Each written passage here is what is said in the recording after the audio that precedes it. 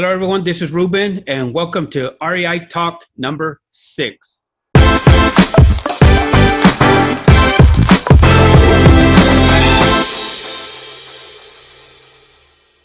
And good evening, everyone. This is Ruben Galindo with San Antonio Spanish Realty.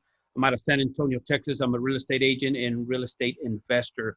Today, I am with a good friend of mine. He's a real estate investor.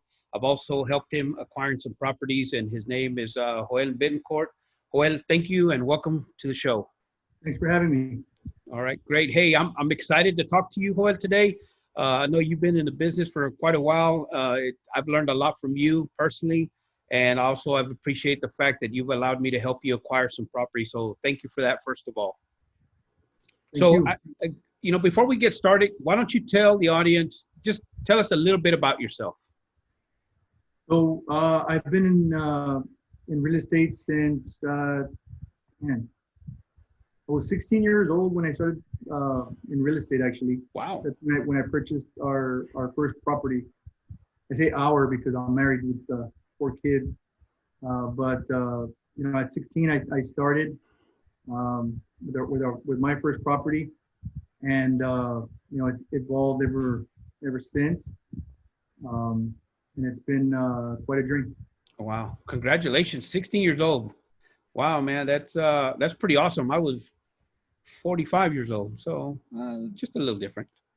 So now, hey, no, seriously, congratulations. That's awesome. So that is super awesome. So let me ask you this. So real estate investing, was there any reason that you didn't do a different type of business, or why did you gravitate towards real estate?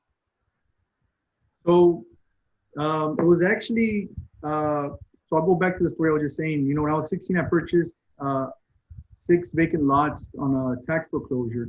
Being 16, I didn't know what I was doing. I submitted a bid, a sealed bid at the time. I don't think they asked you for an ID. You submit a bid, you put your name and the amount of the bid, and it's a sealed bid, and you mail it off. And I got a letter in the mail saying that the bid was accepted, and I had 7 days, to pay the bill. So went to the bank, a loan, and the bank said I was too young to ask for a loan. So, thank God my mom went with me. She co-signed, but I was able to secure the property. There were 6 lots that were vacant. That was the beginning of what would be, the Chula Vista duplexes in Hebronville. Now, we have 5 duplexes on that property. And the idea actually came from my brother, Juan Carlos. Wow. On the duplexes. So wait a minute. Wait, hold on. Let's back up a little bit. So you're 16 years old and you go to a county auction. Is that what it was? It was taxes, so you said? It was a tax foreclosure, and you would go to the tax office, get a blank form, and it was fill in the blank, put your name, the amount, the property description. The property description was on the sign there on the empty lots. It said reference number, whatever it was, 123 ABC. You put that on the bid. You mail off the bid to the address where it tells you, and you hope to hear something.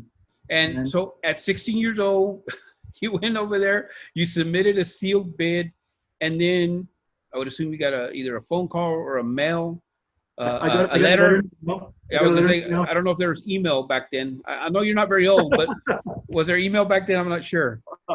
No, there was email, but no, this is done through mail. Okay. So I got a letter in the mail saying that the bid was accepted for the amount that I had put on the bid, and now came the challenge of so now they accepted it. Now I got to fund it. Now I'm gonna pay for it, right? And you're 16 years old. Were you working somewhere? I was working through a program through high school. I was working at the district attorney's office. Okay. Part-time. And on my off time I would cut grass, do odd ends here and odd jobs here and there, right? To make money. Nice. But, that was working. So then you said that you approached a bank And obviously, because you're younger than 18, you got to take your parent with you or a parent to co-sign for you. So did you fill out an application or So how I did went that to the go? bank. I went to the bank not knowing, the first thing about a loan. I went to a loan officer and he asked me, how old I was. I'm about 16 years old. We can't help you. We can't help you. You're too young. You got to be at least 18 years of age. Hmm. So now the task came to convince my mom to sign, co-sign. Uh, she was a primary on the loan, Yeah, and yeah. I had to convince her to have the confidence in me to do that. Right? So you co-signed for her. I You said she was the primary, right? yeah, she was a primary. So you co-signed for her. Yeah, That's funny, man. No, just kidding. yeah. Awesome. Oh, wow. Man, So so what did your mom say? What was her reaction to that? no, my mom was always very supportive, and Okay. still to this day, she is very very supportive of my full time job, what I do with DPS, and supportive on our personal endeavors as far as where we want to do what we want to do, and where do we see ourselves in the next couple of years, and I'm very very grateful that I have a mom that is like that. Awesome. Awesome, man. And congratulations to you and your mom. That's awesome. I'm very blessed as well. My parents have always been very, very supportive. So yeah, it's a great thing having great parents. It really is. So awesome. So okay, so you go to the bank and obviously they give you the loan and you buy how many lots was it? Or was it Six, 6 lots? six And lots. then okay, so now you got a piece of land, right? Was it just raw land? Was It there was just utilities? Was there utilities there? no, No. no. Okay. That was, in fact, that was a curveball. Whenever we did decide to build the duplexes, that was an expense that we had not accounted for. Right. And rookie mistakes, right? You live and you learn. And Oh, okay. Hold on, Joel. I need to, man, I need to understand this. Okay. So how does a 16-year-old start thinking and planning a real estate investing project? Did you do that on your own? Did you have some help? You know, uh, talk us through that. How did that so, come about? I don't so see very many 16-year-olds say, I want to go buy 6 lots and build some duplexes on it. my goal was to build a house there, actually, on those Mm-hmm. 6 lots, and build my house there. However, with my career, my family, my wife, Mm-hmm. we took a different course, and now the time came that we had the raw land there. My brother, who was very savvy, in business, he was the vice president of a bank, and he said, hey, it'd be a good idea for you to leverage that property, and perhaps you need to think about this, which were investment properties. And good thing is that I followed his advice, Right. and applied for a loan, and we started to build our duplexes on that raw land. Okay. So did the land sit for a while vacant It it before you sat started? it sat for about 8 years. Okay. Because I was trying to do the math. So you start talking about your wife. I'm like, I'm pretty sure he didn't get married when he was 16 or 17 years old. No, no, no, no. Okay. All right. Awesome. So your brother, who is kind of has an entrepreneur type of mindset, you and him start talking, and that's kind of where the planning phase begins in creating some new builds for, you said duplexes, right? Yes, yeah. We started looking at plans. The good thing is with my brother, my older brother, he, being in the banking business, did a lot of commercial work with several different builders and contractors. So I was able to pick, a contractor that I knew was reputable and had done work in the past, in town, and had a good reputation overall. Awesome. Awesome. So what about the funding piece of the build? I mean, I know you're paying for the land, you got a loan for that. What about the building part of it? How did you fund that? So working, I think at the time I was already working for DPS, working aside from DPS, doing odd jobs here and there, Hmm. doing secondary employment, saving up our money. My wife and I, we saved up to get a down payment for our first loan, which is very scary, by the way, when you gotta give up, your big majority of your savings Yeah. for the first time, and you work so hard to save it, and now just in a matter of turning over a check from one person to another, there it goes, and then the risk of you're going to start building properties that you really don't have an idea of how it's going to go, but all you can do is try your best. Right, right. And now, does anybody else in your family invest in real estate? No, actually, you know what? My sister in San Antonio, I think she has a couple of real estate or a couple of properties. I'm not sure when she acquired them, Hmm. but I know she has. I think there are two houses that she has that are rentals. Right. So this first property or properties that you got, those were duplexes, right? On this vacant land, you built some brand new build duplexes. Is that Yes, correct? yeah, they were brand new. Duplexes that were built there in Hebronville. Nice, nice. Wow, that's pretty awesome. And you have other properties as well, right? Aside from duplexes? Yes. Okay. So our portfolio consists of a couple of duplexes, some condominiums, some houses, Hmm. vacant land, raw land. Okay, You know. great. So tell me about the differences between your duplexes, a single family home, and your condo. Is there one better than the other? My only experience is with single family homes, so I don't know that side of it. I don't know what the experience is like to have a duplex or even a condo. So what can you tell us about that? So the difference that I would tell you right off the bat is, with a condo, in my experience, it's more of a short or a duplex, right? It's Hmm. more of a short-term kind of tenant, as Okay. as opposed to having a house where I've had the same tenant in a house for 3 or 4 years. Hmm. I might have a tenant in a duplex for a year or two. That's not to say though that tenants don't don't stay in duplexes. I've had I think one tenant that we've had for about 5 years already. Wow. So Yeah, but just normally, your duplexes, your condos, a lot of times they're kind of a temporary type are. situation until they move on to, an actual home, whether they're going to buy, or maybe somebody is just living there temporarily because of a job. They know that here's, in the near future, they may have to make another move. So therefore, they need just something that they can have a nice place to stay and not really have to spend a whole lot of money and get themselves in a mortgage. Is that correct? Yes, so that's a very very accurate assessment.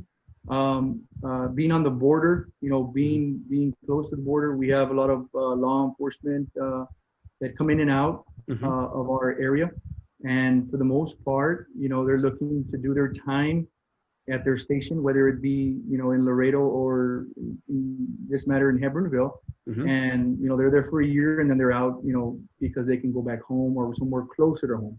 Right. Okay. So how did you learn about real estate? Did you take some sort of training, some kind of course? How did you get that knowledge? I didn't take any formal training. I didn't take any courses, aside from watching YouTube and, picking other people's brains Hmm. and just listening to how other people run their business, kind of molding it to my own and to our needs as far as what we're looking for in our end goal. Right. Right. And I would assume you also already have a good relationship with lenders, your contractors, to run your business and to acquire more properties, correct? Oh yeah, definitely. Definitely have a great relationship with both the bank and our primary contractor, who is, you know, more than ready for any project that we can throw his way. Right. So I know that you kind of had an early start. So at age 16, you acquire some lots, and then they sat there empty for a few years, and then you went ahead and started the new build project to get some duplexes put in place. What was your biggest challenge getting started, or was there a challenge just to get Um, started in the build? so the builder made the process, the builder and the bank made the process pretty easy. Our biggest challenge, actually, going back to what we talked about earlier, was raw land. We did not account for utilities. Hmm. So that was an expense that we had not accounted for. You know, water lines, sewer lines, you know, light service, and you know, AT&T for the internet and things like that. We had not accounted for that. Right. And Now, I'm sorry, is it inside the city or outside the city limits? it's inside the city. Okay, okay.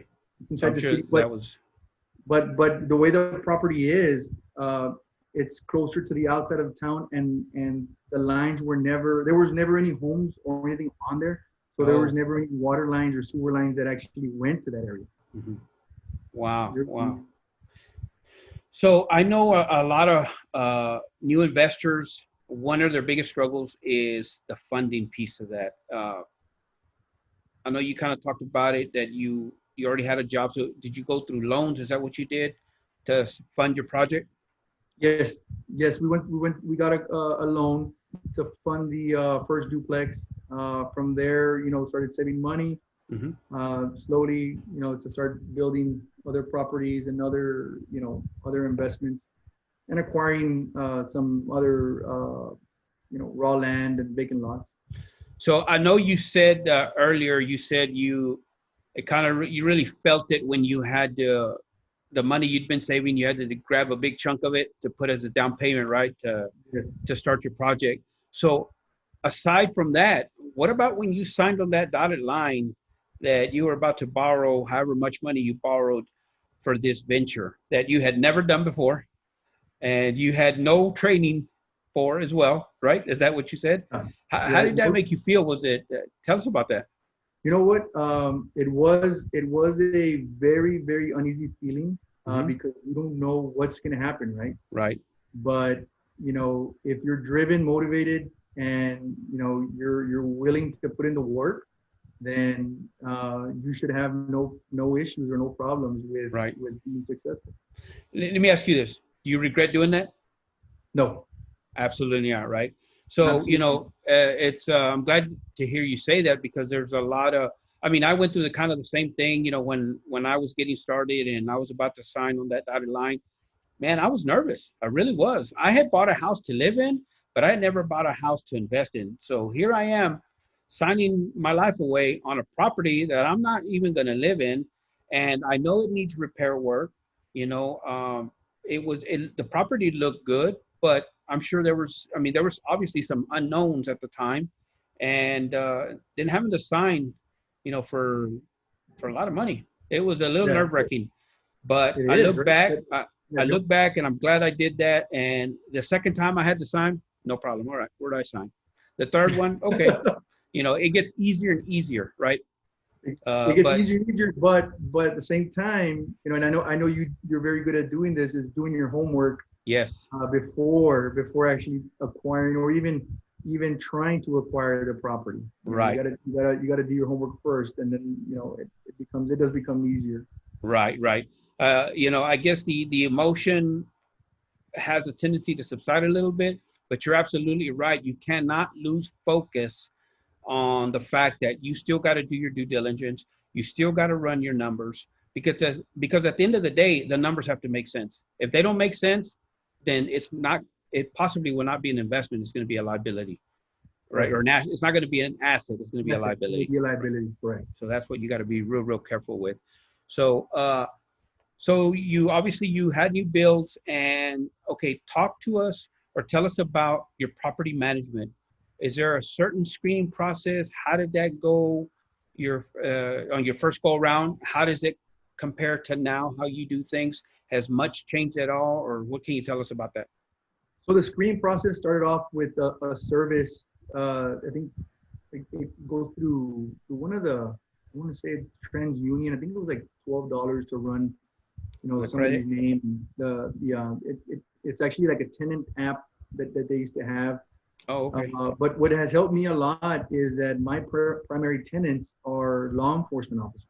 Okay. I'll probably say about 80% of our clientele are law enforcement in the law enforcement field, being, sheriff's deputies, game wardens, troopers, border patrol agents. That's another big one. They have been our primary, clientele, and we've never had any problems with any of them. As far as, so we don't even do a screening. Oh, wow. On the law Okay. enforcement case. Okay. Wow, man, that's good. It worked for you. Great, great. I don't have that luxury. We have, being in San Antonio, you get from all different walks of life, right? So I got to go through that screening process and do my due diligence. Do you have some sort of online software that you use to manage your property? As far as the incoming money, or do you do that separately on a spreadsheet? How So do you manage it? we do have a spreadsheet that my wife actually generated on Excel, and it does calculate, the money coming in, the money going out, expenses, insurance, repairs, replacements, anything that you can think of. Subscriptions are in there. It's an expense report as well as as an income report.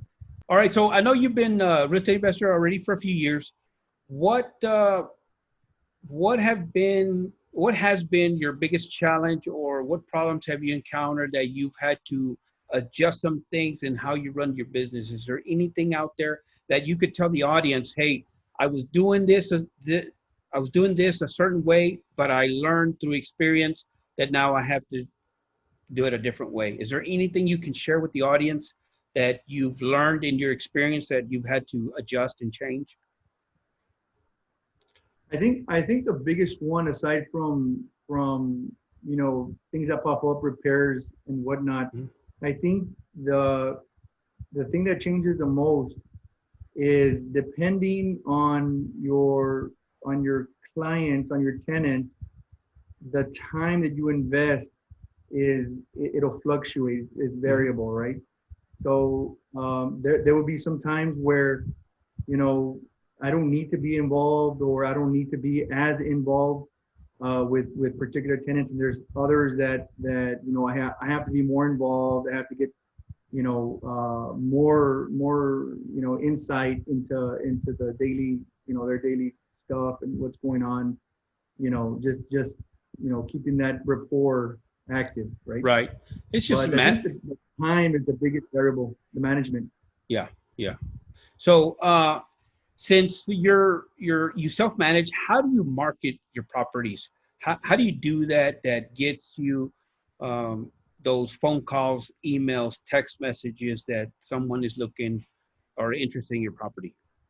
How do you market that?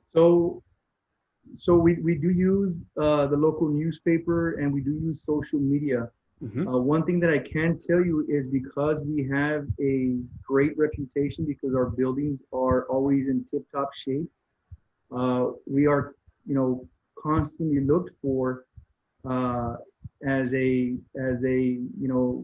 agency, or as a investment firm that has top-notch property. So we're constantly getting inquiries. Is there any vacancies? Is there any vacancies? Can I be on a waiting list? Can I pay you a deposit now? And in 2-3 months, when you have somebody, can I secure that? Right. So because of our reputation, we have that. But we do use social media a lot. But I mean, the work speaks for itself. Our product will speak for itself. I'm so glad to hear you say that, because you're absolutely right. You've developed a great reputation, and that reputation obviously shows, because people are talking about your business, they're talking about your properties, they're spreading the word. And I'm assuming that you may be getting phone calls when you don't even have vacancies, just to see. Oh, yes. right? Hey, well, I'm just curious, man. I heard that you have, duplexes or rental houses or whatever. I was just curious. Do you have anything coming up, or do you have anything open? I would assume that happens. That happens very, very frequently. In fact, we've had several instances where I knew contracts were going to be up, and I knew some people were going to be moving out with work, and be it 3 months away, there's people that are willing to pay the deposit to Wow. hold that unit so that whenever it does come open, they will for sure secure it. So That's amazing, man. Great, great. Again, I think that right there says a lot about the business that you've developed, and I think that is so important out there. To first of all, you provide a great service to your tenants, right? Whether it's repairs, whether it's maintenance, you provide a beautiful house, very well kept, and when you do that, people are going to talk. So congratulations there.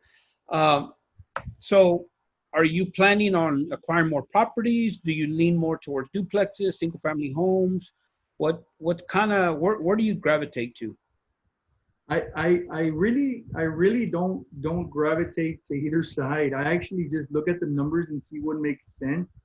If there's something that makes sense to me numbers wise, it's something that I'm going to get interested in. And if it's in a good area, Hmm. then I'm gonna take a shot at it. There's nothing, and you've been there when we've done it. Yeah, yeah. We take a shot at it, and if it goes through, it goes through, and if it doesn't, it doesn't. Yeah. No emotions in it. It's strictly data driven, numbers driven, and if it makes sense, it makes sense. So You know, you have a condo, right? Is that the yes, only condo you have? yes, Yes. So, and that's the one that I helped you purchase that condo, right? Was yes. that you had never really done that?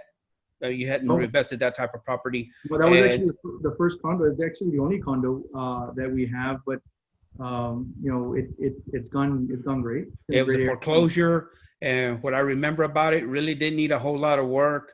Nope. We got it at a great value, and I think you probably as soon as you closed on it, it just took you maybe a few days or a weekend, and you had that thing ready to rent out, if not already rented out.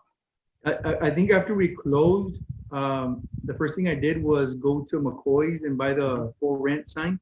I placed it on the corner, Yeah. placed it on the corner with my phone number, Uh-huh. and my phone just started. At first, I thought it was spam, Yeah. spam calls, but no, it was people that actually wanted it.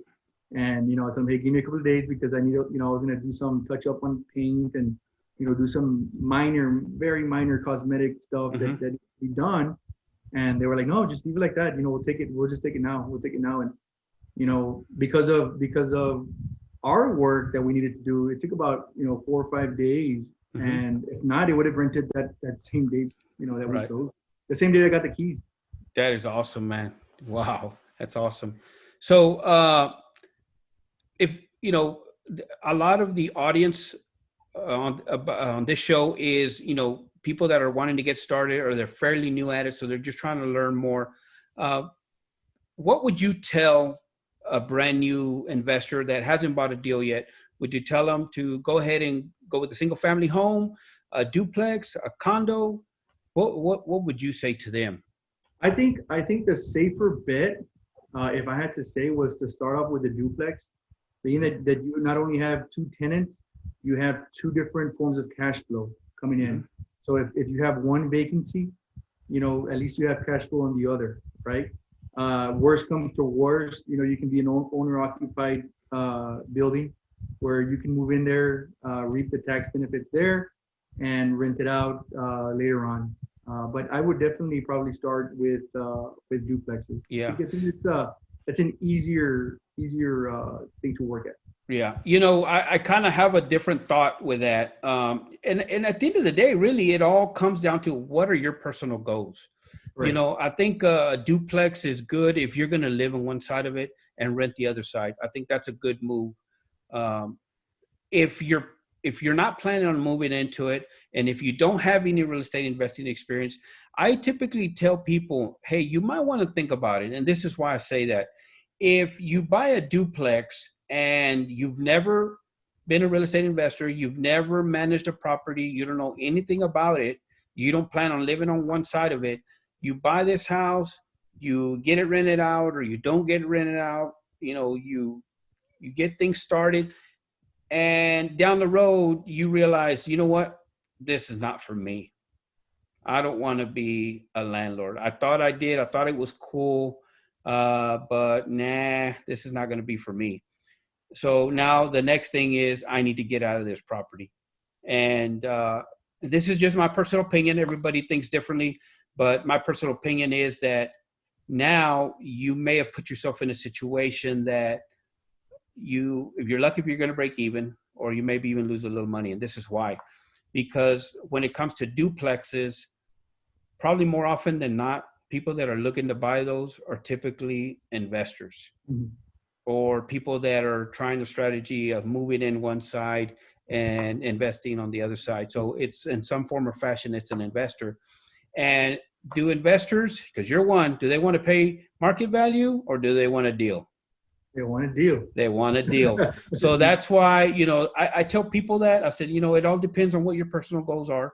A lot of it has to do, what is your family structure? If you're a single guy, heck, do it. Man, I advise you all day long to do that. Mm-hmm. Rent one side, learn from it. And you're right there. You can keep a close eye on the property. You can keep a close eye on the tenants and, learn as you go. And then eventually move on to the next one if it looks like that's exactly what you want to do. So that's just uh-huh. I can see that. I think another factor that needs to be considered is where the market is, right? Yeah. So if your market dictates, hey, there's more people that are going to stay long term here, then it'd probably be wiser to look for single family homes as opposed to having that revolving door, right, where it's constant. Then you get the clientele that doesn't want, even if they have a family, they don't want to put up with anything. Right. They don't want to put up with maintenance. They don't want to put up with cutting grass. They want to put up with, they're there to live there, and that's it. Right. Yeah. So it's a very good point. Very the good added point. The added responsibility of having a house, it's a big responsibility, as you well know. Mm-hmm. There's nothing wrong with it. There's some people that just don't want that responsibility. Right. Yep. Absolutely. Yeah. So, what's your exit strategy? Do you have one right now? Actually, I haven't thought about an exit strategy. Really? I haven't thought about it. I think our goal now is just to acquire more properties. Right. I don't see, myself stopping at a certain number or after, we acquire X amount of properties. I think that in the long run, as long as we can manage those properties, mm-hmm. I think we'll be sitting pretty. Awesome. So what's your business structure? What kind of entity do you have? Are you sole proprietor, LLC, corporation? What do you have? So we are under an LLC. Right. We have properties under an LLC. We're actually, my wife and I were just discussing creating another LLC or a holding company. Okay. And put our LLC under that holding company to start, because of the number of properties that we have, we don't want to put all our eggs in one basket. Yeah. Right. So I know I've seen your logo. Would you be okay kind of showing everybody out there what it looks like? Because I think it's awesome. Sure. Yeah, there it is. Actually, my wife designed it. Betancourt Properties. Awesome. Betancourt Properties. Yeah, it's the letter B. Yeah. In the box. It's awesome. Very simple. Awesome. That was actually the last thing on our plate, was trying to develop a logo or anything. We were more concerned with actually having the business stay afloat, and managing it. Yeah. It's funny you say that because, sometimes you hear people that are looking at getting started, they kind of like get an LLC first, or they form some sort of business entity, and then they don't quite have a business quite yet. Right. Yeah, they have a business logo, but no business. Right. So, I'm the same way. I started into getting a business started and developed before I started thinking about logos and entities and things of that nature. So, and I don't know where people are getting that. I don't know if it's maybe some sort of program. I don't know if it's some kind of guru telling them to do that. I have no idea. But I know from experience, and I know you know from experience, that's not really necessary. The thing is to get started. The thing is to learn the business. The thing is to, learn and develop your systems so your business can be successful. And then Yes. all this other stuff will come after that. Yeah, it'll come into play first. First, Right. you got to put the train on the track. Yes. And, Yes. Yeah. A great analogy. All that stuff will come afterwards. Having a business is a huge undertaking. Yeah. Obviously, the liability is enormous, right? Like you said, I share the same, sentiment. When you signed that first time and you turned over that money, man, that's a big step. When they tell you that the phrase, "Hey, you got to take the jump," literally, you got to take the jump. Yep, you got to do it. But no risk. If you don't take any risks, you won't get no rewards. So you got to do it, right? Just do your due diligence. Make sure your numbers work right. That's another thing that I would recommend is start to develop a network with persons of the same, mindset. It don't have to be in real estate. It could just be in business in general, because you can pick up things here and there from everybody, and kind of like the way I did, make it into your own, and start sharing your ideas as well. Helping others grow. Right. Is there anything, looking back, is there anything you would do different today if you were getting started again? Is there anything you would do different? So one thing that I would do is where I built the duplexes, and this is more of a structural deal, but where I built the duplexes, I after the fact, I realized that I could have built twice or double the amount of duplexes on that same property had I, looked at it at a different angle. I could have had, twice the amount of units on that same piece of property. I can still do it now, but it's gonna be a pretty big undertaking, and the inconvenience to the current tenants is gonna be, it's gonna be too much of an undertaking. The added value is there in the long term. But in the interim, when you have to build, other structures, it's gonna be a huge undertaking. But that's one thing I think I would have liked to have just, had somebody perhaps, hey, take a step back, look at these other options. Look at these, not that I didn't have options, but that mindset, that investor mindset, as opposed to having just a builder mindset. Right. Because if you think about it, if you could have had double the amount of units in the same property, man, that's double the cash flow. That's more bang for your buck. Yes, absolutely. So, what would you tell a brand new investor that is looking to get started? He doesn't have a property yet, or he or she. What would you tell that person? What would be your advice? My advice would be, if you are really interested in becoming a real estate investor, first, take a look at yourself, take a look at your situation. First of all, do you have the time? Do you have the time to invest? Because it's a lot of, as you know, it's a lot of time, the weekends and, weeknights that you have to invest in ensuring that the properties are running smoothly and, things are going, where they need to be going. But if you have the time, if you're willing to learn, and if you're willing to do the work, if you're willing to do the work, then get with somebody, a realtor's a realtor with an investment, real estate investment background is probably one of the best things that I've had, and having that person to give you advice and to help you navigate through these waters is essential to your success, right? So I would say, if you have the time and you have the drive and you're willing to work for it, do it. Right. And one good thing is that, usually the work is on the front end.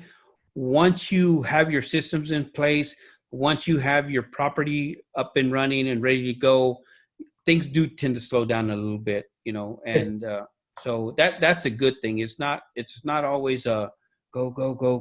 Yeah, you're not always going at 100. No.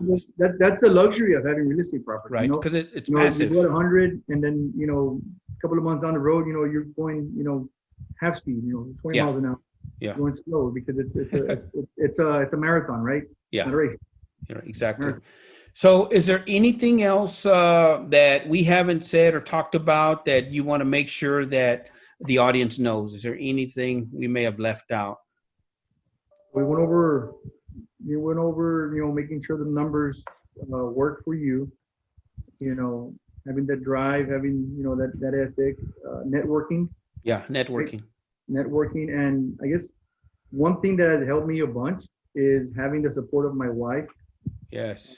As far as me being, so I go to work for DPS, get out of work, and on the weekends, I'll be out there with the investment properties doing things that I need to do, routine maintenance, inspections, you name it, and the fact that my wife is very supportive of it because she sees the end game, she sees the long-term results of this. It has been very, very has been a blessing. Shout out to Angie. Yes. Yeah, man, I couldn't agree with you more. My wife, when I was on the Bigger Pockets Real Estate Rookie podcast, I named her as one of my MVPs too, because of her. She's very helpful with my properties when, I can't get to it. She's there. She's actually learned a whole lot. She's actually goes with me on when we go look at properties to kind of get some ideas. We talk about prices. And the funny thing is that she's learning. And now she'll tell me, well, don't you think it's a little too high? Don't you think that maybe that's not quite enough cash flow? Do you not think that maybe you're getting a little bit too emotionally attached to this house? She's putting me in check, man. And that's a great thing. It's because sometimes even though, we intentionally try to leave emotions out of it, which I tell everybody, you got to leave the emotions out of it. You got to just look at the numbers, leave the emotion side out of that equation. But when you're looking for that next property, I mean, we're human beings, right? We're human beings. Yes. And sometimes we have the tendency to kind of get caught up in that emotional roller coaster. And it's good to have her in there to, kind of call me on it and put me in check. So another thing that I noticed with Araceli is that she's not afraid to get dirty. I saw her on one of the videos you put. She was putting the flooring, right? The quarter round with the nail gun. Yeah, with the nail gun. That was pretty awesome. Yeah, that's really she's awesome, man. So yeah, she's great. So Joel, if somebody wanted to reach out to you, how can they get a hold of you? Your social media accounts? I do have a Facebook page. It's in the Betancourt Properties LLC. Okay. Our email address is betancourtpropertiesllc@gmail.com. And my number is area code 956-285-3500. My phone rings all the time. I have to put it on mute. We can do this podcast, but Facebook blows up. With messages and properties, and it's funny because you start developing a reputation, and you take your business serious. And you start getting calls from other investors, right, that are asking you for advice, that are trying to sell you their properties because it turned out something that they're not passionate about. That's not what they wanted to do. They tried it, and it's not going to work for me. Right. You want to buy my property off of me. You start developing that, and it's a very rewarding feeling. Yeah. So, hey, Joel, thank you for taking the time coming on the show. Thank you for sharing your story with everyone out there. Truly appreciate that. And as a personal friend, I really enjoy talking real estate with you and working with you. And I know you're going to continue to do great things. So, again, thanks for being with us today.